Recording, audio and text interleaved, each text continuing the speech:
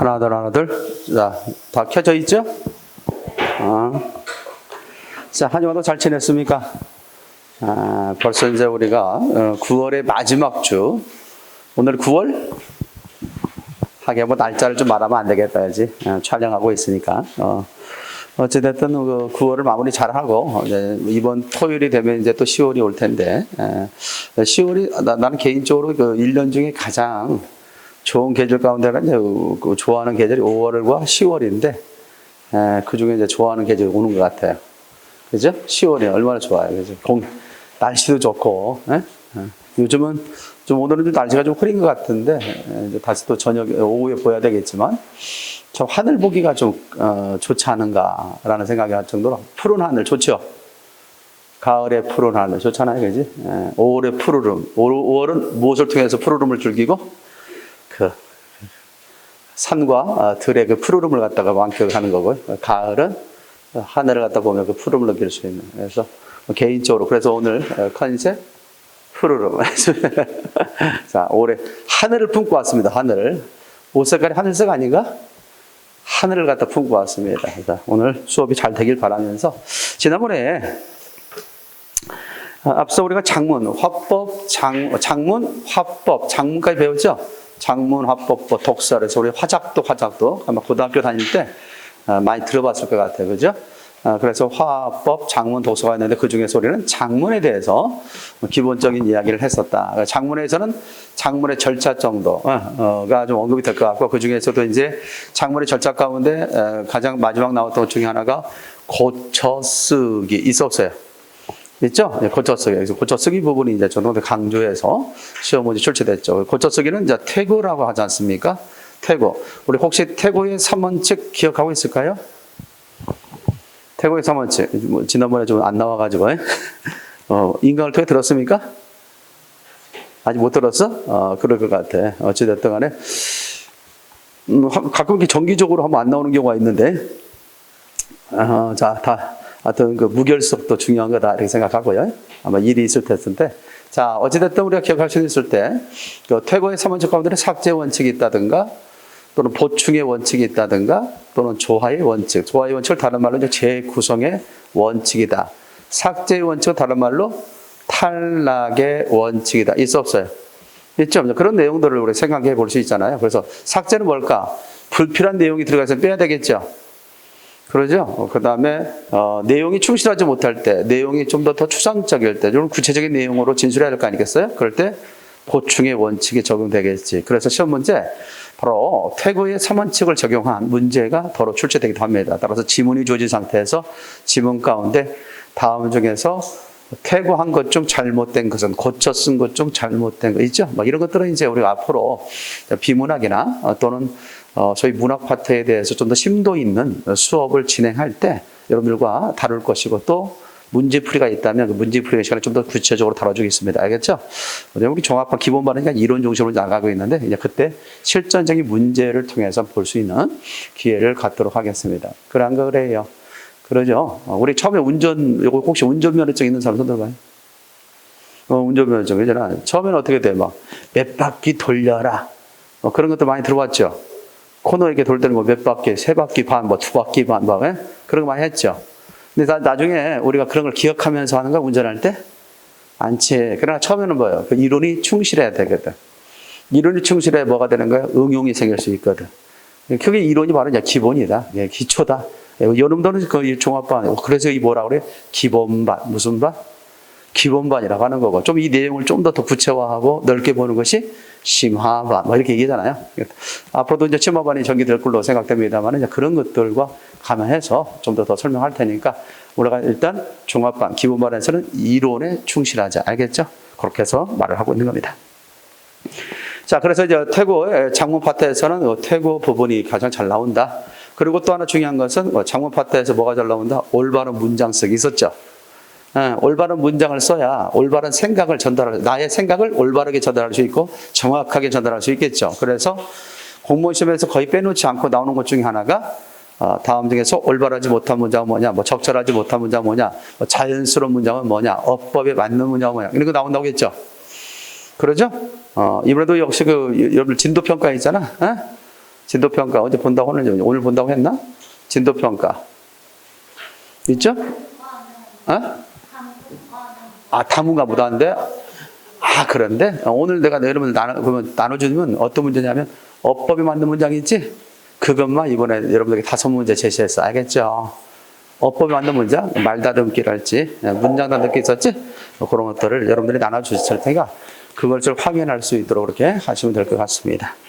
자, 오늘 이 시간을 통해서는 이제 화법에 대한 이야기죠. 화법이라는 게 뭘 화법이라고 할까? 말씀 화자의 법법자니까 말하는 법. 다 같이 말하는 법. 여러분들 말 잘하고 싶어요? 잘하고 싶지 않아요? 그렇죠. 이렇게 물어보면 누가 저요 말하고 싶지 않아요. 잘하고 싶지 않아요. 누가 이렇게 말하는 사람 없을 것 같아? 다 말 잘하고 싶을 거야. 그렇지? 우리는 태어나서부터 우리는 뭘 배우기 시작합니까? 태어나서부터 뭘 배우기 시작해요? 그렇지. 말을 배우기 시작하죠. 말을.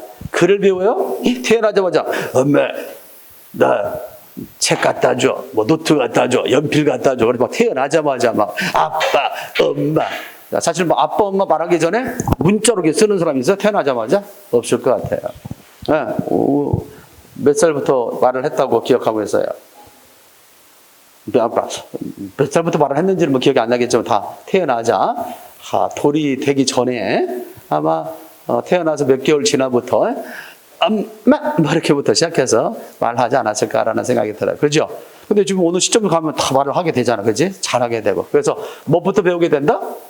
말부터 배우게 된다. 말부터 배우게. 근데 그렇게 태어나자마자 몇 개월 지나서부터 말을 배웠는데 그런데 우리가 잘 말을 하고 사는가에 대해서는 뭐예요?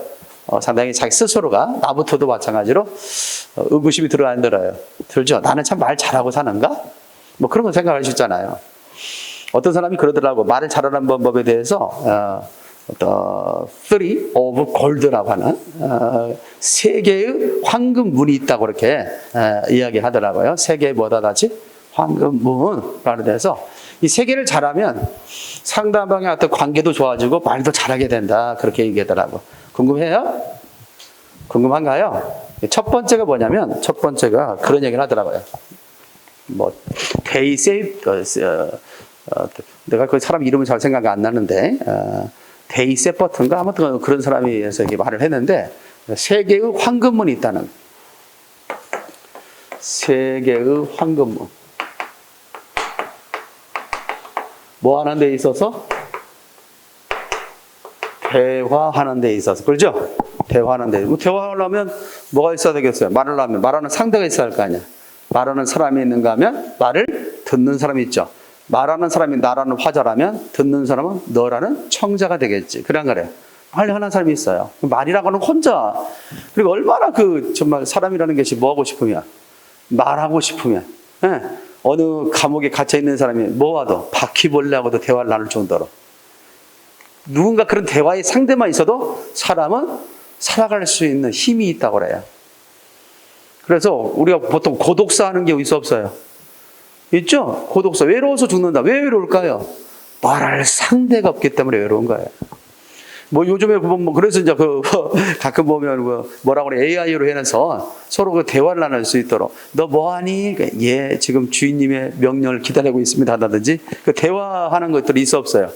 TV 좀 켜줄래? 오늘 날씨는 어때? 뭐 이렇게 해서 서로 대화하죠. 그래서 뭐 여자의 목소리가 나오든 남자의 목소리가 나오든 할머니도 남자의 목소리를 좋아하더라고. 예? 그러죠. 그래서 어찌됐든 우리 내비게이션도 누가 면하죠? 어디 좀 알려줘. 그러죠. 그래서 고마워. 그럼 뭐라 그래요? 내비게이션도.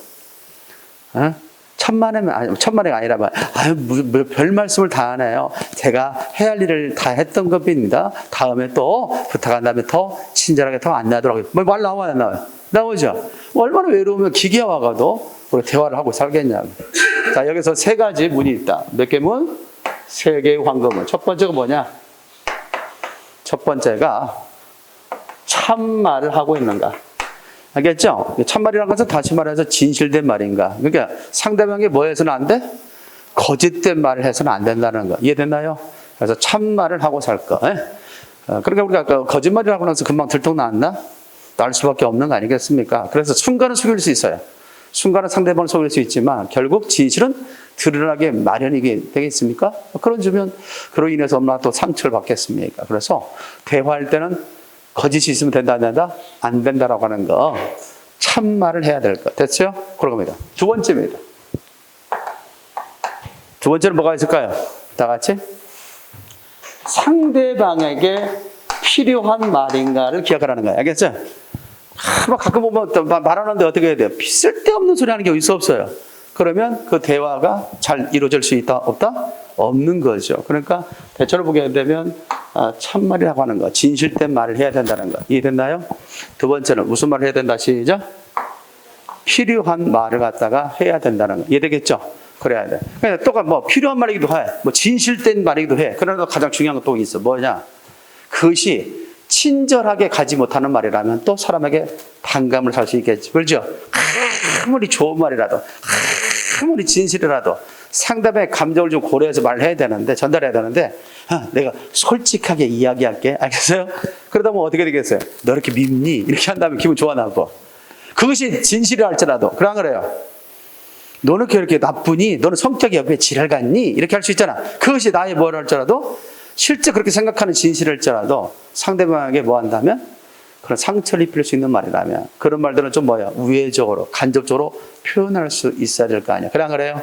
그러죠. 나는 진실되게 말한 거야.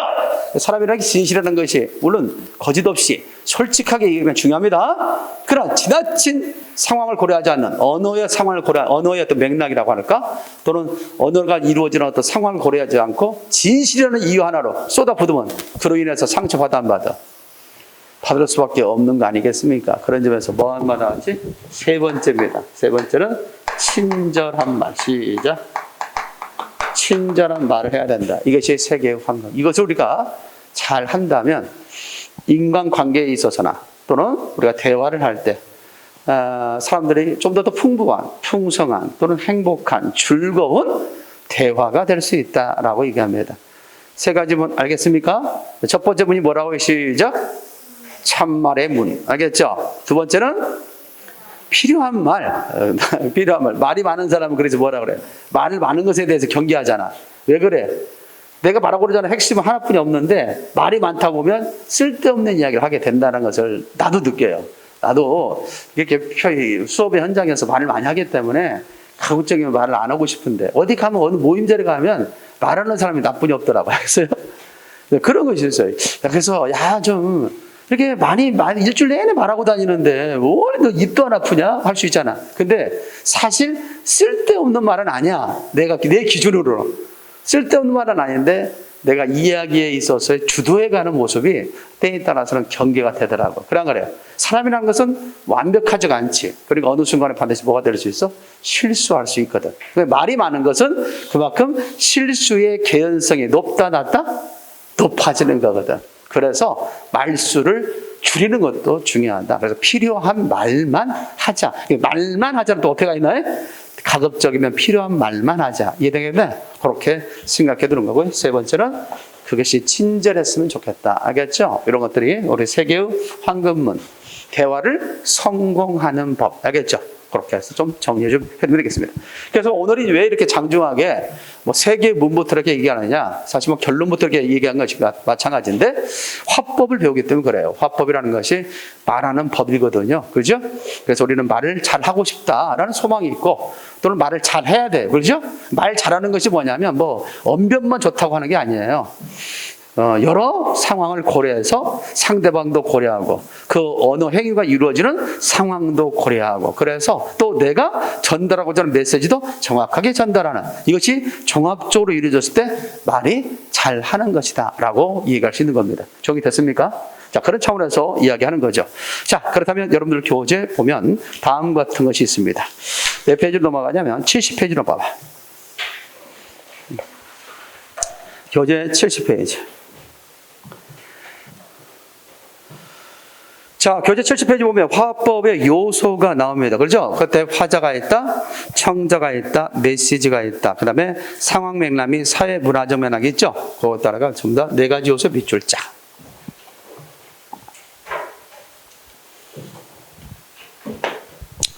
자, 그래서 화법에 있어서는 기본적인 거 두 가지 정도만 보고 갈 겁니다. 화법의 요소. 화법의 요소가 있다. 그 다음에 두 번째는 대화의 원리 정도. 알겠죠? 이거 배우고요. 하나 이제 이거 좀 첨가져서 우리가 배울 것 중에 하나가 뭐냐면 말하기 어떤 실제 관련돼서 토의라는 거, 토론이라는 거 있죠? 따라서 전체적으로 보면 요 정도만. 그래서 대화, 이게 대화죠. 화법, 대화, 그 다음에 토의, 토론. 자, 화법에 있어서 또 대화의 요소와 관련돼서 있습니다. 그래서 화법의 요소와 관련돼서 생각하죠. 자, 화법의 요소에는 저 처음에 말하는 사람을 뭐라고 한다고요? 화자라고 하죠. 듣는 사람은 청자가 되겠지. 화자가 청자에게 말할 때 전달하고자 하는 메시지가 있다 없다? 있겠지. 그래서 여러분들 교재 보면 메시지 나오다가 저는 뭘 전달하게 된다? 메시지를 청자에게 전달하게 된다. 그 메시지 같은 경우가 몇 가지가 있다? 두 가지 요소가 있다는 것이죠. 뭐의 메시지? 언어적 메시지. 언어적 메시지가 있겠고, 두 번째는 뭐가 나왔지? 관계의 메시지가 있어. 자, 그래서 언어적 메시지가 있고 관계의 메시지가 있다라고 할 수 있죠. 이것에 있어서 화자가 누구에게? 청자에게 전달할 때 여기서는 매개체가 있겠죠. 매개체가 뭐가 있어야 나왔지?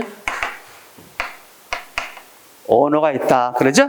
언어. 그럼 언어. 우리가 언어로서 전달하자는 거지. 언어. 그러면 언어에는 뭐 여러 가지 할 수 있겠죠. 세 가지가 있을 것 같아. 자, 이런 교재 보면 70페이지. 70페이지에 거기 참같이 되어 있습니다.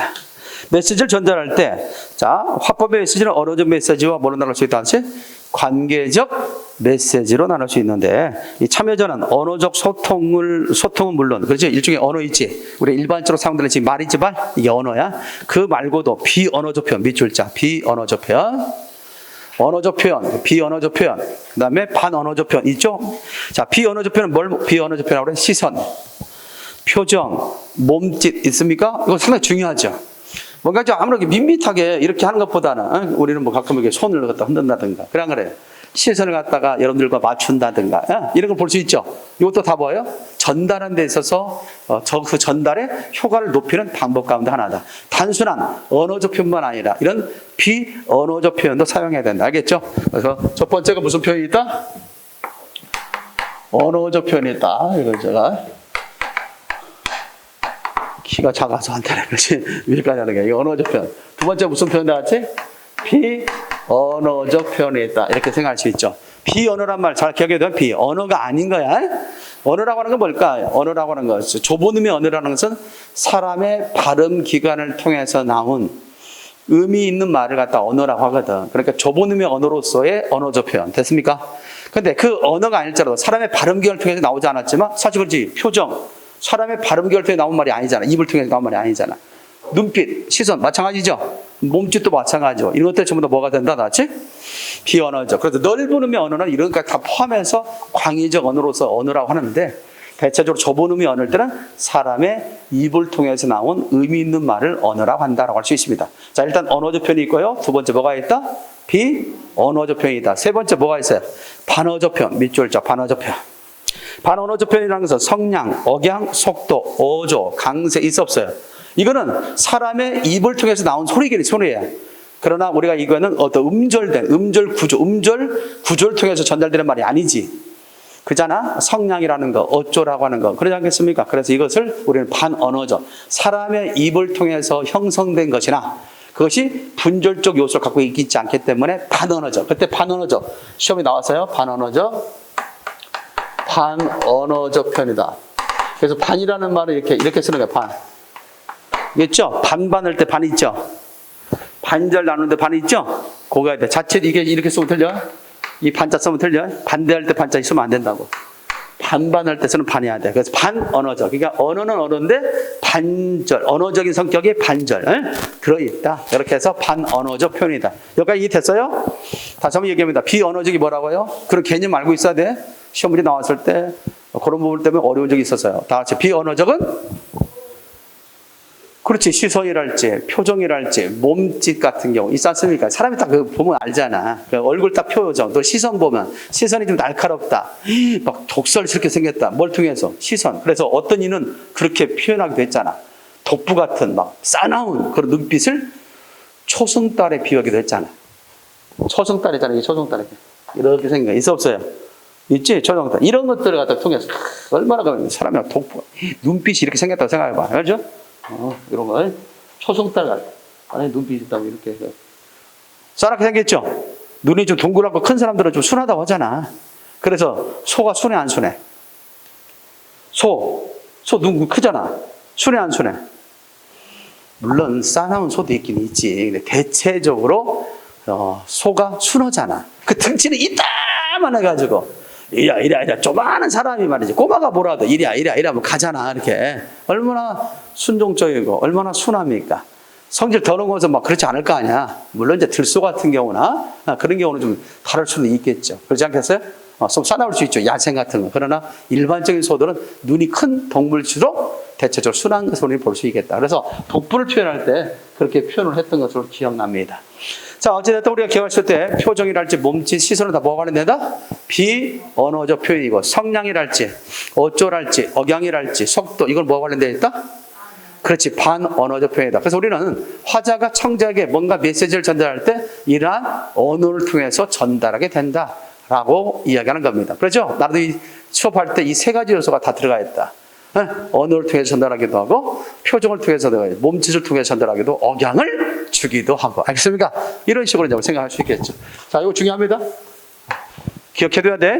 이때 어려웠던 것이 뭐냐면 비언어적이 뭐냐 반언어적이 뭐냐 이것 때문에 헷갈렸던 것. 그래서 어떤 화자가 청자에게 전달할 때는 언어적인 표현만을 갖다 통해서 이룬다. OX 가장 올바른 언어 전달은 뭐냐 이해할 수 있겠죠. 그럴 때는 언어적 표현, 비언어적 표현, 반어적 표현을 적절하게 활용하는 것. 됐나요? 언어적 표현이 주가 되는 거지.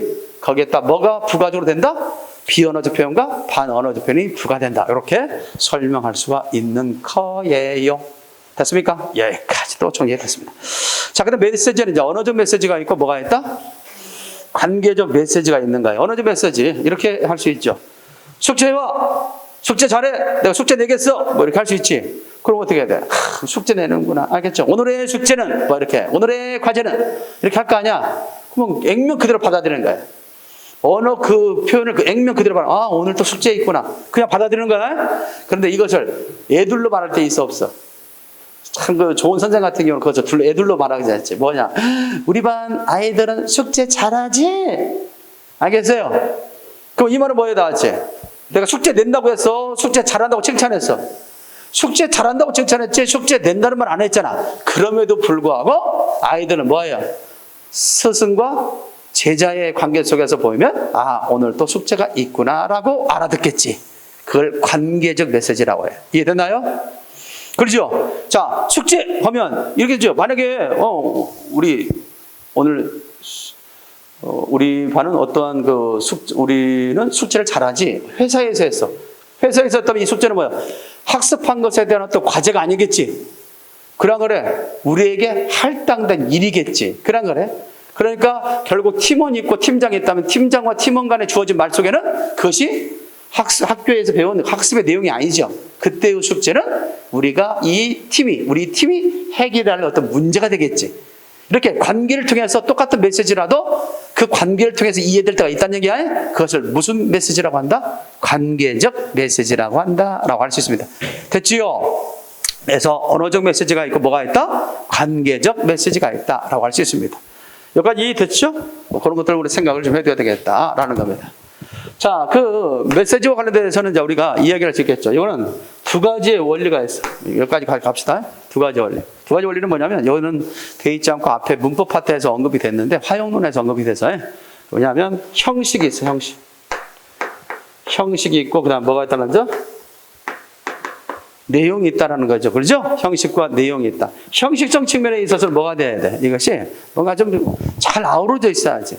내용을 전달하는 데 있어서 뭔가 형식을 갖추지 않는다면 그것이 내용 전달에 있어서 다소 정확성이 좀 떨어질 수도 있는 그런 측면이 되죠. 효과가 떨어질 수 있어. 요즘은 여러 가지 어떤 도구를 통해서 전달이 한다네. 파워포인트를 통해서 전달하기도 하고 그런 거래. 여러 가지 있지. 형식면에 있어서 뭐냐? 형식면에 있어서는 대체적으로 기억해둬요. 응집성이 있어야 된다. 무슨 성이 있어야 된다 했지? 응집성이라. 형식면에서는 응집성이 있어야 된다라고 하는 뭐 일관성도 있지. 일관성의 어떤 원리를 갖다 적용한다든지 응집성이라는 게 있어야 된다. 반면에 내용면에 있어서는 주저 통일성이 있어야 된다. 무슨 성? 통일성. 그래서 말하는 건데 있어서 막 이렇다 저렇다 하면 되는데 안 되지. 너 지금 뭐 하고 있는 거야? 무슨 말 하고 있는 거야? 왜 이랬다 저랬다 해? 이러면 상대방으로부터 그런 소리를 들었다면 좋은 메시지 전달에 있어서 적절치 못한 표현을 했다는 거죠. 그냥 그래요. 이런 점에서 통일성과 뭐가 있다? 응집성이라는 것도 알아둬라. 메시지는 뭐가 담겨 있어야 된다? 형식과 내용인데 형식은 응집성이 있어야 되고 알겠죠? 그 다음에 내용면에서는 주저 통일성이 있어야 된다. 여기까지 이해됐습니까? 자, 똑같은 말이라도 우리는 뭐 하겠어? 상황에 따라 달리 들을 수 있어 없어? 평소 때는 그 말이 칭찬으로 들렸지만 또 평소 때는 그렇게 들렸지만 어떨 때는 어떻게 해요? 그 소리가 나를 비꼬는 소리로 비아냥거리는 소리를 들을 수 있겠지. 그래서 그것을 뭐라고 하냐면 이것을 맥락이라고 그래. 뭐라고 나왔지? 맥락. 그렇게 맥락을 갖다 잘 따르지 않는다. 맥락이란 말은 다른 말로 상황이라고 할 수 있죠. 언어를 전달하는, 메시지를 전달하는 어떤 상황이다라고 할 수 있지. 그 상황에는 그게 다음과 같이 있죠. 언어적 맥락이 있고 그냥 언어적 맥락이 있다. 알겠죠? 두 번째는 이제 우리가 비언어적 맥락이 있다.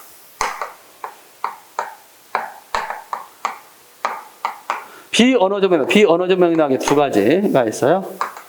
사회 문화적 맥락. 사회 문화적 맥락이 있다. 그 다음에 상황적 맥락이 있다. 됐죠? 이것이 맥락이라고 할 수 있어. 그러니까 액면 그대로 문장 속에서의 맥락에 따라서 이해하는 것을 언어적 맥락이라고 하는데 똑같은 상황이 아닌 다른 상황 속에서 그것이 또 달리 이해될 수 있겠지. 그것이 바로 이제 비언어적 맥락인데 그 비언어적 맥락에 뭐가 있다? 사회 문화적 맥락, 상황적 맥락이 있다. 따라서 여러분 교재 71페이지. 71페이지 상황 맥락이 사회 문화적 맥락이 있어 없어요? 있죠? 이런 것들입니다. 그래서 보통은 이제 우리가 똑같은 말이라도 이런 것들을 기억해 둘 필요가 있겠다. 자, 우리가 이런 거 있죠. 손에 장을 지진다는 말 들어본 적 있어 없어? 있죠? 이거는 다분히 우리 사회, 우리 문화적인 요소 속에서 손에 장을 진다는 것은 내가 그만큼 뭐다? 거짓이 없다, 진실되다, 속임이 없다 이런 걸 강조할 때 내가 거짓말 한다면 손에 장을 지진다 이렇게 하죠. 그것을 우리 뭘로 이해해야 돼? 손을 장을 지진다면 어떻게 돼? 내가 내가 네 아들 될게 실제 네 아들 될 수 있어 없어요? 없는 거지. 그렇지 않겠습니까? 그런 것들이 다 뭐야? 사회, 문화적 맥락 속에서 이해될 상황이다라고 이야기하는 거지. 정리됐지요? 이렇게 해서 이제 우리가 보면 대체로 언어적 맥락 또는 비언어적 맥락 속에 결국 사회 문화적 맥락, 상황적 맥락이 있다. 똑같은 말이라도 상황에 따라서 그 소리가 뭘로 들릴 때 있다? 기분 나쁜 소리로 들릴 수 있다라고 하는. 야, 너 참 옷 예쁘다 얘. 옷이 막 헝클어져 있고 막 그 옷도 없어가지고 말이지 뭐 언니 거 빌리고 입고 왔는데 그래서 그것이 들킬까 말까 좀 마음이 조마조마하는데 또 그 친구랑도 친구랍시고 야, 참 옷 예쁘다 얘 이렇게 말하는 거지. 그것이 결코 칭찬으로 안 들릴 수도 있다는 거지. 알겠습니까? 평소 때 감정이 좋았을 때는 칭찬으로 들렸겠지만 그렇지 않을 때는 비꼬는 소리로 비아냥거리는 소리로 들을 수 있다. 이런 것들을 생각해야 됩니다. 자, 이것이 무슨 맥락이다 하지? 상황적 맥락이다라고 하는 것. 그래서 우리가 뭘 어떻게 해야 말을 잘할 수 있는가? 바로 이런 것들을 잘 고려해서 메시지도 뭔가 형식을 잘 갖춰야 되고, 그렇죠? 주제에 있어서도 정확하게 상대방이 알을 수 있도록 통일성이 있어야 되겠고, 그리고 상황에 맞게 말을 했을 때 결국 원활하게 뭐가 이루어질 수 있다? 화법이라고 하죠. 대화가 이루어질 수 있다라는 겁니다. 자, 다시 한번 화법의 네 가지 요소 말합니다. 첫 번째 시작. 말하는 사람 화자가 있다. 듣는 사람 청자가 있다. 화자가 청자에게 주고자 하는 메시지가 있다라는 것이고 그 메시지는 어떤 상황에 따라 뭐가 중요해? 언어를 갖다 전달하는 상황이 중요하다. 상황에는 언어적 상황과 비언어적 상황인데 비언어적 상황은 사회문화적 상황 또는 상황적 맥락이 있다. 이렇게 정리해 둘 필요가 있습니다. 여기까지 됐어요? 거기까지 갑시다. 자, 그 다음에 이제 우리가 하나 배우고 올라갈 것이 이제 화법의 실제 71페이지. 화법의 실제가 있습니다. 자, 화법의 실제는 토의가 있고 그다음 뭐가 있다? 토론이 있죠. 그 교재 72페이지 보면 토의, 토론 이렇게 되어 있습니다. 자, 이 부분에 대해서 이제 어디다 우리가 초점 맞추면 되냐면 일단 이거 지우고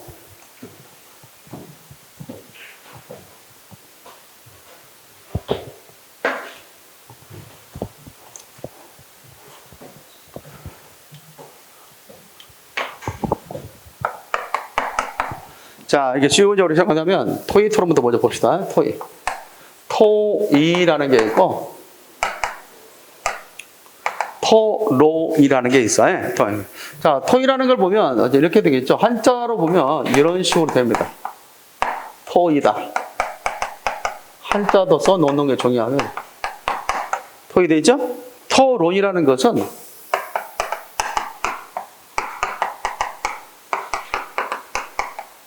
토론이 돼. 이렇게 해서 토이와 토론이 있다. 자, 토자는 똑같죠? 다 토자는 똑같잖아. 말씀 원자에다가 마디천자가 들어갔어요. 이 마디천자는 대체적으로 어떤 법, 이 자가 들어가는 어떤 법, 질서, 규칙, 법, 질서, 규칙 이런 거 관련된 게 뭐다 나지? 요거다라고 생각하면 되겠어. 알겠죠? 그러니까 대체로 어떤 질서를 가지고 어떤 규칙을 가지고 말하는 거이지 토의가 됐든 토론이 됐든 뭘 가지고 있어야 돼? 어떤 법이 있는 거야. 규칙이 있는 거야. 어떤 형식이 있는 거야. 그래서 이것을 쓴 거야. 말을 하되 어떠한 질서, 규칙, 형식에 의해서 이루어지는 말이다 해서 토자를 이렇게 쓴 거죠. 됐습니까? 거기다 이제 이거 봐봐. 이거 있죠. 이거는 어떻게 돼? 말씀 원자에다가 오를 이자를 쓴 거지. 오를 이자. 그러니까 이게 뭐라냐면 우리가 어떤 좋은 일을 위해서 어떤 의를 위해서 말을 하는 거지. 그래서 싸우자는 거야? 아니면 어떤 좋은 어떤 대책을 마련하고자 하는 거야? 좋은 대책을 마련하고자 하는 거지 싸우자는 게 아니라 어떤 의를 위해서 우리가 말하는 것이니까 그런 점에서 어떤 공통된 어떤 목표는 있어. 좋은 일을 위해서, 의를 위해서 우리가 말을 하자. 자, 이런 것이기 때문에 이때 의자는 뭐냐? 의논할 의자야. 의논할 의자. 그래서 싸우자는 게 아니야. 어떤 좋은 대책을 마련하고자 하는 거지. 따라서 토의라고 하는 것은 말을 하되 어떤 규칙과 질서를 가지고 서로 의논하는 것, 좋은 뜻을 갖다 모아보자는 것, 좋은 대책을 모아보자는 것, 마련해보자는 것, 이것을 뭐라고 얘기한다? 토의라고 한다. 그러면 토의에 참가하는 사람들은 찬반 의견에 대립이 있겠어 없겠어? 없는 거야. 알겠죠? 목표는 똑같아. 잘 해보자는 게 목표야. 근데 어떻게 잘할까? 방법에 있어서는 차이점이 있을 수 있겠지. 그러나 큰 목표는 뭐야? 같은 거야. 우리가 잘 해보자는 것은 같다. 근데 어떻게 하면 잘할 수 있을까? 그것에 대해서 논의해보는 거지. 그래서 방법론을 제시해보고 그래. A라는 방법도 있고 B라는 방법도 있고 C라는 방법이 있다면 그 중에 A가 좋다면 A를 선정할 수 있는 거죠. 그래요. B가 좋다면 B를 선정할 수 있죠. 아니면 A와 B를 섞었을 때 더 좋다면 A와 B를 갖다가 선정할 수 있는 거지. C가 선택되지 않았다고 해서 내 거는 왜 안 되는 거야? 라고 판단한다. 하지 않는 거야. 토의라는 것은. 이해됐나요? 토의는 다음과 같이 얘기한다. 교재 보게 되면 나오겠죠? 어떤 문제에 대해서 두 사람 이상이 모여 집단 사고 과정을 거쳐 문제 해결을 시도하는 형태로서 그 목적은 집단 사고를 통한 최선의 해결 방안 있죠? 밑줄 짱입니다. 집단 해결 방안을 모색하는 데 있다. 교재 71페이지를 보고 있습니다. 보셨습니까? 잘하다. 최선의 해결책을 마련하는 데 있다. 그래서 토의라는 것, 토의는 여기 하셨죠? 같은 생각을 가진 사람들이죠. 같은 생각을 가진 사람이 서로 의견을 나누어서 뭐 하는 데 있다? 최선의 해결책을 마련하는 데 있다. 자, 같은 생각을 가진 사람이 뭐 하는 데 있다? 시죠? 최선의 해결책을 마련하는 데 있는 게 바로 토의라고 볼 수 있는 거죠. 따라서 토의에는 찬반 의견이 드랩되면 돼? 안 돼? 안 돼. 어떻게 하면 국어, 수업의 분위기를 좋게 할 것인가에 대해서는 찬반 의견이 있을 수 없어. 선생님, 저는 안 좋은 게 좋은데요? 그래서 항상 험악하게 하고, 그렇잖아요. 공포의 분위기 속에 놓고, 그렇잖아요. 발표하게 하고, 질문하게 하고, 모르면 나가, 그렇게 하는 게 좋을까? 그러지 않을 거 아니야. 어떻게 하면 국어 수업 분위기를 좋게 할 것인가에 대해서. 그래요, 선생님 좋아요. 그러면 어떤 방법으로 하는 것이 국어 수업 분위기를 좋게 할까? 서로 얘기를 뭐 하는 거야? 나눠보는 거죠. 그렇지 않겠어요? 그래. 그 방법이 좋겠다. 그 방법도 좋겠는데? 두 방법을 좋게 되면 좀 더 시너지 효과가 있겠는데? 이렇게 할 수 있잖아요. 그래서 뭐 하는 데 있다? 최선의 해결책을 마련하는 데 있다. 됐습니까? 잘 정하고요. 그 다음 토론은 뭘까? 토론은 네 논자가 논쟁한다는 거도 논쟁. 논쟁하대. 싸우는 거야. 논쟁한. 싸우는 거야. 싸우대. 뭐 하는 거야? 싸우대 뭐 하는 거야? 그렇지. 규칙과 법, 질서적으로 싸우는 거야. 질서적으로 싸우는 거야. 치고 패고 싸우는 게 아니야. 에? 질서적으로 싸우는 거야. 몰라. 치고 패고 싸우는 뭐 그것도 있지. 뭐 권투랄지 뭐 이것도. 그러나 그것도 뭐야? 룰이 있잖아. 싸우는데 룰이 있지요. 룰 안에서만 싸우는 거지 막. 뭐 그런 게 아니가 하지 않는 거죠. 마찬가지. 이 토론이라는 것도 뭐다? 뭔가 질서가 있는 거야. 규칙적으로 말하는데 서로 싸우는 거다. 이거는 의논하는 거고 질서와 법, 규칙을 통해서 싸우는 거고. 됐습니까? 그래 싸우니까 뭐가 있어? 왜 싸워? 왜 싸워? 집에서 왜 엄마 아빠가 싸워? 아니면 친구가 왜 싸워? 에? 그렇지. 의견이 맞지 않으니까. 의견이 맞지 않다는 건 같은 생각 갖고 있지 않다는 얘기 아니야. 그래서 싸우는 거지. 그렇지 않겠습니까? 그래서 서로 다른 생각. 찬반 의견을 가진 사람들이. 찬반 의견을 가진 사람. 찬반 의견을 가진 사람들이 서로 뭐예요? 서로 자기 의견을 내놓는 거잖아. 서로 주장을 펼치는 거야, 주장. 서로 주장을 펼쳐, 주장. 서로 주장을 하죠. 그래 안 그래? 그래서 주장을 해서 뭐 하는 데 있어? 목표는 설득하는 데 있는 거야. 상대방을 설득하는 것이 아니라 우리 둘 사람의 이 싸움을 갖다 듣는 청중들을 설득하는 거지. 이해됐나요? 만약에 시험지 가운데 토론은 상대방을 설득하는 데다 OX? 상대방은 절대 설득이 안 되는 거야. 누구야? 그걸 듣는 사람. 토론의 상대자를 설득하는 게 아니라 그 이야기를 듣는 사람을 뭐 하는 거야? 설득하는 거지. 사회자나 청중을 설득한다. 됐습니까? 그게 바로 토론이다 라고 할 수 있죠. 자, 이렇게 해서 기억해도 그러면 시험 문제 가장 1차적인 문제 뭐가 나왔을까? 다음 중 토의의 주제로서 알맞은 것은 다음 중 토론의 주제로서 알맞은 것. 이렇게 나올 수 있어 없어? 있겠지. 토의의 주제로서, 토론의 주제로서 나올 수 있잖아. 그랬을 때 토의의 주제는 찬반 의견이 갈리는 게 있으면 안 돼. 토의는 찬반 의견이 갈리는 거면 안 돼. 알겠지? 토론은 찬반 의견이 갈리는 거야 돼. 정리됐죠? 이런 것들입니다. 이렇게 해서 자, 우리가 얘기할 수 있잖아. 중국과 뭐 이미 되고 있습니다. 중국과 뭐 한국과 중국의 FTA. 자, 이 관련돼서 어떻게 될까? 찬반은 있고 아니면 찬성하는 사람도 있고 반대하는 사람도 있겠죠. 그잖아요. 이걸 쉽잖아. 공무원 시험에서 국어 과목을 빼야 된다. 찬성하는 사람도 있고 뭐 하는 사람도 있다? 반대하는 사람도 있겠죠. 그럴 때 뭐가 되는 거야? 토론이 되는 거예요. 토론. 그래서 우리 가끔 보면 KBS인가 뭐 어디에선가 하는가 MBC인가 어디에 보면 100분 토론, 뭐 심야 토론 있어 없어요? 어떤 주제에 대해서 서로 각기 다른 생각을 갖고 있는 사람들이 나와서 서로 맞붙는 거죠.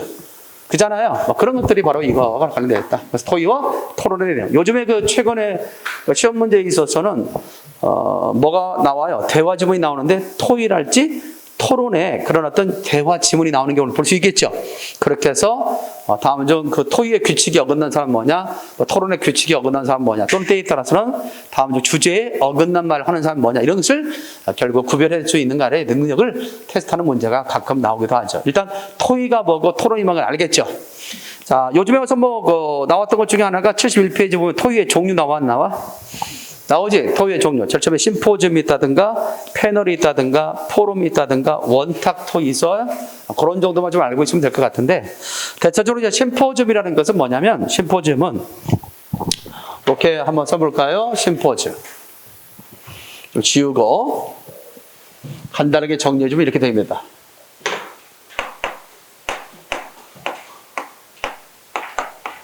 토의의 종류가 있다. 그러면 대체적으로 그게 네 가지만 일단 기억해도 네 가지. 제일 처음에가 심포지엄. 심포지엄이 있다. 그 다음에 패널이 있다. 세 번째가 포럼이 있다. 네 번째가 뭐가 있다 같이? 원탁 토의가 있다. 이렇게 해서 토의의 종류는 그게 몇 가지? 네 가지. 심포지엄, 패널, 포럼, 그 다음 뭐가 있다는 점? 원탁 토의가 있다. 이렇게 알고 심포지엄이다. 대체적으로 심포지엄이라는 것은 뭐냐? 여기도 나왔지만 어떤 논쟁에 대해서 어떤 전문적인 주제입니다. 전문적인 주제에 대해서. 전문적인 주제에 대해서. 누가 하는 거냐면 전문가들이 하는 거죠. 전문가들이. 자, 미리 그 주제에 대해서 뭘 준비하느냐면 원고를 준비합니다. 원고를 준비해서 원고를 준비해서 강연식으로 한다. 강연식으로 한다. 따라서 전문적인 주제에 대해서 전문가들이 미리 원고를 준비해서 강연식으로 하는 토의의 종류를 뭐라고 얘기한다? 같이 심포지엄이라고 얘기한다. 정리됐습니까? 잘하다. 전문적인 주제에 대해서 전문가들이 미리 뭘 준비한다? 원고를 준비해서 한 사람씩 한 사람이 나와서 자기가 준비한 원고를 발표하게 되죠. 청중들은 그것을 들으면 돼요. 그렇죠? 청중들은 그걸 듣고 나중에 끝나고 나서 뭐 할 수 있어요? 사회자의 주관 아래 질문을 할 수는 있습니다. 정리됐습니까? 다만 청중들의 참여에 제한이 있을까 없을까? 있겠지. 아무래도 전문적인 주제를 다루니까 그 분야에 대한 관심을 갖고 있는 사람들이 와서 듣겠지. 일반 사람들이 듣기는 힘들 거 아니야. 그런 점에서 청중 참여에 제한이 있다. OX? 오, 그러죠. 심포지엄은 청중 참여에 제한이 있는 거야. 전문적인 주제를 다루는 거야. 근데 여러분들 봐봐. 한글 맞춤법 통일한 개선, 개정에 관하여. 알겠어요? 개정에 대해서. 그렇다면 어떻게 돼요? 거기에 대한 관심을 갖는 사람이나 들어가지 일반 사람들이 갈까? 안 가겠지. 그런 점을 얘기하는 거예요. 자, 패널입니다. 패널이라고 하는 것은 어떤 문제가 있어요. 시사 문제를 다룹니다. 시사 문제. 주로 시사 문제. 시사 문제. 지금에 있어서 뭐 할까요? 최대한 관심사가 있는 걸 시사라고 하지. 지금 우리들이 지금 이 시대를 살면서 또는 이 시간에 있어서 우리가 가장 최대의 관심사라 볼 수 있는 사건이 있어 없어? 이걸 시사라고 하면 시사. 그래서 시사 상식 뭐 이렇게 말하잖아. 그럴 때 시사 문제라고 얘기할 수 있죠. 요즘에 시사 문제라고 한다면 어떤 측면이 될까? 뭐 주택 문제 있어 없어요? 있죠. 또는 뭐 환율이다 뭐 이런 것들이 있잖아. 이것들이 요즘에 그렇죠. 막 물가가 치솟고 있잖아. 그것이 뭐예요? 오늘에 있어서 상당히 큰 문제죠. 그게 시사 문제가 되는 거야. 이것을 결국 어떻게 해? 그렇기 때문에 거기에 대해서 뭐 할 수 있을까? 어떻게 대책을 세울 것인가? 어떻게 하면 이런 환율을 낮추고 물가의 그런 상승을 어떻게 하면 뭐 할 수 있을까? 내려갈 수 있을까? 이거에 대해서 뭐는 같아? 목적 같아. 그렇지만 그것에 대한 해결 방법은 서로 다를 수 있는 거지. 자, 그래서 여야가 만나서 얘기할 수 있는 거 아니야? 또 그 관계된 대표들이 만나서 얘기할 수 있겠지. 그래서 이걸 무슨 토의라고 하냐면 대표 토의라고 하는 거야. 무슨 토의? 대표 토의다. 대표 토의다. 또 다른 말로는 대심 토의라고 하는 거야. 자, 이렇게 해서 주로 시사 문제를 다루며 대표 토의 또는 뭐라고 얘기한다 같이? 배심 토의라고 한다. 대표 토의 또는 배심 토의다. 이렇게 얘기할 수 있죠. 따라서 심포지엄이 있다. 그 다음에 뭐가 있다 같이? 패널이 있다. 그렇게 해서 정리 좀 해주면 되겠죠. 자, 그래서 이것은 무슨 수를 갖는다고 하면 대표성을 갖는다. 이렇게 생각하면 돼. 대표성. 반면에 심포지엄 같은 건 뭘 갖느냐면 전문성을 갖는다. 이렇게 정리하겠죠. 자, 포럼이 있습니다. 포럼. 자, 포럼이라는 것은 뭘 다루냐면 공공의 문제를 다룹니다. 공공의 문제. 공공의 문제를 다룬다. 이렇게 할 수 있습니다. 근데 보면 뭐 학원비 인상 있어 없을까 없을까? 학원비 인상이 있겠죠. 그럼 공공의 문제잖아. 그러면 어떻게 될까? 학원 관계자, 뭐 원장님이 나오셔서 여러분들과 얘기를 나눌 거 아니야. 이런 점에서 뭐 갑자기 다음 달부터 학원비를 갖다가 좀 올려야 되겠습니다. 그럼 왜 그러냐 그랬더니 이런 요인 때문에 학원을 갖다 운영하는 경비가 많이 늘었습니다. 그래서 어쩔 수 없이 인상하게 됐습니다. 거기에 대해서 뭐예요? 학원 관계자, 원장님이 나와서 여러분들 말하겠죠? 그거야. 그게 바로 뭐다, 같이? 일종의 포럼이다라고 할 수 있어요. 그러면 여러분들이 뭐 당사자지? 여러분들 수강사로서 당사자잖아. 그러면 질문 있습니다. 질문 있습니다. 이거는 너무나 일방적인 겁니다. 나름대로 우리도 지금 뭐 적당하게 이렇게 해서 내고 있다고 생각합니다. 또 이렇게 말할 수 있다. 또 인상료가 뭐예요? 10,000원을 올린다고 했다. 근데 내가 볼 때는 뭐 5,000원만 올려도 되겠습니다. 이렇게 서로 뭐 할 수 있어? 각자가 다 당사자니까 얘기할 수 있지. 그래서 처음부터 뭐냐? 이게 중요한 겁니다. 처음부터 청중이 참여하는 거야. 알겠지? 왜? 여러분들의 문제니까. 처음부터 청중이 참여한다.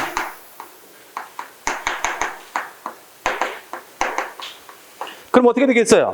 이렇게 다 보면 원장님만 나와서 이 얘기를 하게 되면 여러분들과 뭐가 되겠어? 토의가 아니라 토론, 더 나아가서 싸움이 되겠지. 서로 의견이 충돌할 때는 싸움이 될 수 있잖아. 그때 조정자 역할을 하는 게 뭐냐면 사회자가 그래 필요한 거야. 그래서 국어 선생이 사회자. 알겠습니까? 내가 사회자. 그래서 사회자가 반드시 필요한 거다. 사회자가 처음부터 사회자의 역할이 중시되는 거죠. 사회자의 역할이 중시된다. 정리됐나요? 됐지요? 그래서 다음 주 토의의 종류 가운데 사회자의 역할이 중시되는 토의의 종류는 뭐냐? 그러면 다 같이 포럼이다 라고 얘기할 수 있죠. 왜? 공공의 문제를 다루기 때문에 관계자가 나와서 발표한 후 청주들이 직접 처음부터 참여하게 되기 때문에 청주들과 발표자 있잖아요. 그 관계자와의 그런 서로 간의 의견을 잘 나눌 수 있도록 누가 조정해야 돼? 사회자가 조정해 가야 된다. 그래서 사회자의 역할이 중시된다라고 얘기할 수 있습니다. 됐습니까? 잘 정리해 보겠습니다. 포럼. 원탁 토의. 원탁 토의는 잘 못 볼까? 한번 그림 볼까? 자.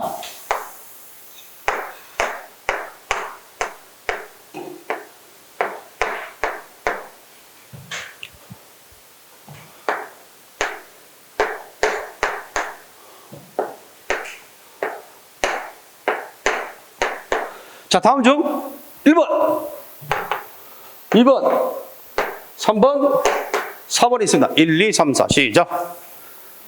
1, 2, 3, 4 있어요. 이 중에서 원탁 토의의 취지를 살린 그림이라 볼 수 없는 것은 원탁 취지를 갖다 살려 놓은 것이 아닌 것은 그런 취지를 그림으로서 표현했을 때 그것에 부합되지 않는 걸 찾아. 그렇죠. 4번이죠. 그러면 원탁 토의의 가장 중요한 포인트는 뭐다? 한마디로 옛날에 유명했던 말이 있어. 우리 계급장 떼고 얘기합시다. 옛날에 그 김근태 의원인가 누구 의원이 있었어. 그 당시에 노무현 대통령인가 있었는데 자기는 이제 그 장관이야, 장관. 김근태 의원은 장관인데 대체적으로 보게 되면 그 국회의원으로서는 자기가 선배일 수도 있는 거야. 그런데 일단 장관이야. 장관이고 하는 사람 대통령이야. 그리고 어떻게 보면 대통령 위잖아. 장관은 아래고. 그런데 이제 그 뭔가 의견이 충돌됐던 것 같아. 그때 이제 내가 좀 기억이 맞는지 안 맞는지 모르겠는데 그렇게 이제 그냥 장관이라고 합시다. 장관이 대통령에게 그렇게 말한 거예요. 우리 계급장 떼고 한번 얘기해 봅시다. 했습니까? 당신이 대통령이고 나는 장관인데 장관으로서가 아니라 한번 계급장 떼고 평등한 관계 속에서 한번 얘기하자. 그렇게 한번 얘기하는. 그게 바로 뭐냐면 원탁 토의야. 계급장 떼고 얘기하는 거예요. 그래서 예를 들어서 보면 가끔 이제 우리 원장님이 우리 선생들과 회의가 있을 수 있겠지.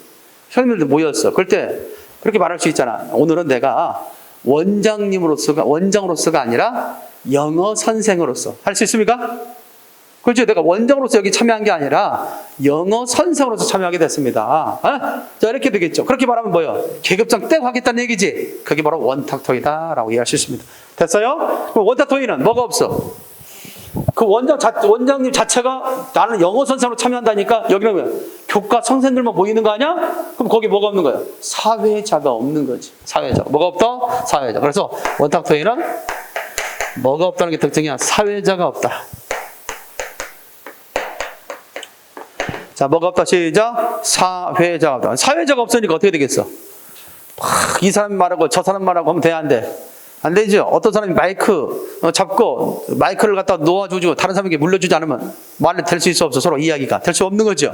목소리 큰 사람만 있으면 또 목소리 큰 사람만 얘기하고 안 되겠죠. 그래서 뭐냐면 서로 뭐가 필요해? 협조가 필요한 거예요. 협조성이 필요하고 말할 수 있는 기회의 평등성이 중요합니다. 그래서 가장 중요한 이걸 다 얘기될 수 있는 것 중에 하나가 뭐예요? 민주성이죠. 민주성. 그잖아요? 민주성. 이해할 수 있죠? 우리가 이런 것들 있잖아. 가끔 보면 뭐 이렇게, 그런 것들이 있죠. 상당히 민주적인 거. 그렇죠? 우리가 갑자기 용어가 생각이 안 나냐? 도로 달리다 보면 이렇게 이렇게 있잖아.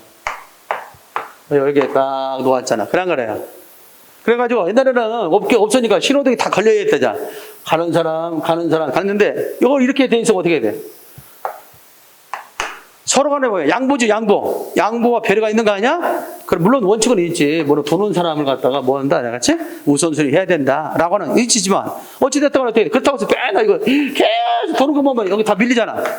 어떻게 돼? 적당한 선에서 양보를 해줘야 되지. 그래야 이 사람들도 이렇게 갈 수 있는 거고. 그렇지 않겠습니까?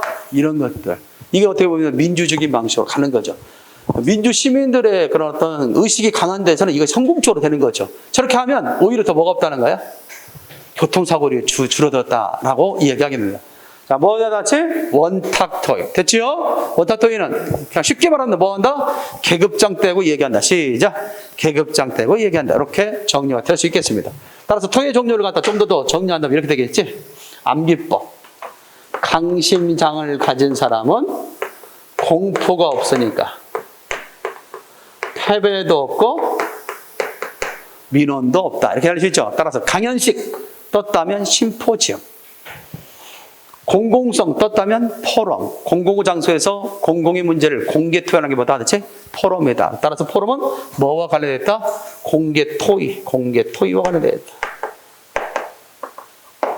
그러지 않겠습니까? 공개 토의니까 어떻게 돼요? 어떻게 되겠어요? 여러분들만 있는 게 아니라 여러분들의 학부모들도 와서 들을 수 있겠죠? 그게 이제 포럼이다라고 얘기할 수 있습니다. 자, 그 다음에 패배는 뭐냐? 배심 토의. 배심 토의란 말만 나왔다면 뭐야?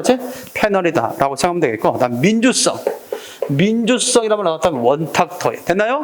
따라서 강심장을 간 사람은 공포가 없으니까 패배도 없고 민원도 없다. 그래서 핵심 포인트, 키워드의 단어들만 가지고 외우는 거야. 강심장을 간 사람은 공포가 없으니까 패배도 없고 민원도 없다. 이렇게 정리를 해두면 될 것 같습니다. 자, 토론이 있습니다. 토론 아까도 그랬죠? 토론이라는 것은 서로 다른 의견을 갖고 있는 사람들이 서로 자기의 주장을 펼치는 거 아니겠습니까? 그런 점에서 교재 몇 페이지? 73페이지. 대체로 토론에 뭐는 안 나와? 종류는 안 나와, 거의. 그런 점에서 교재 73페이지에 토의와 토론의 비교 있죠? 그것만 기억해둬요. 첫 번째, 공통점. 갖다 별표에서 해놓고, 집단적 사고의 과정. 그렇죠. 아무래도 둘 이상이 모여서 이야기를 나누기 때문에 집단적 사고의 과정이라는 것이겠고, 그 다음에 공통의 관심사에 대해서 둘 이상의 참가자들이 결국 서로 이야기를 나누어서 집단 의사 결정한다는 점에서는 토의나 토론이 공통점이 있다. 그러나 가장 차이점은 토의는 같은 의견을 가진 사람이고 토론은 서로 다른 의견을 가진 사람. 됐나요? 그런 점에서 차이점을 보이고 있다는 것도 알고 있으면 된다. 그래서 최종 목표는 협의와 합의겠지만 토론은 대립과 설득이라는 점. 정리됐지? 그 정도만 좀 알고 있으면 될 것 같아. 옛날에 그렇게 한번 나온 적이 있거든. 전개하는 과정을 보면 심포지엄이나 이런 패널 방식, 심포지엄의 패널 방식은 이야기하는 방식이 뭐가 같냐면 대체적으로 토론 방식과 같아. 왜? 각각 자기 의견을 가지고 나와서 발표하기 때문에 이 심포지엄이나 패널은 뭐의 방식과 비슷해? 토론의 방식과 비슷한 거야. 그럼에도 불구하고 왜 심포지엄과 패널을 토의의 종류로 넣어줬냐? 이유는 뭘까? 심포지엄이나 패널은 토의하는 방식이 토론과 비슷하단 말이에요. 왜? 자기 의견을 가지고 나와서 발표하는 거기 때문에.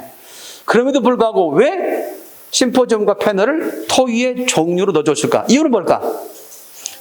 그렇지. 이유는 설득하는 데 목표가 있는 게 아니라 합의. 여기 있지? 합의와 협의 있죠? 협의와 합의를 갖다가 목표로 하기 때문에. 즉, 최선의 해결책을 마련하는 데 목적이 있기 때문에 토론이 아니라 토의의 종류로 넣어주는 거야. 다시 한번 얘기합니다. 심포지엄이나 패널이 진행하는 과정은 토론에 가깝다. 그럼에도 불구하고 토의의 종류로 넣어주는 이유는 뭐냐? 그러면 토의의 목적에 부합되기 때문에. 그럼 토의의 목적이 뭐다? 최선의 해결책을 마련하는 데 있다. 여기까지 됐습니까? 그렇게 정리해주면 될 것 같습니다. 자, 첫 시간 우리는 뭘 배웠습니까? 화법에 있어서 요소에 대해서 배웠고요. 화법의 실제관에 대해서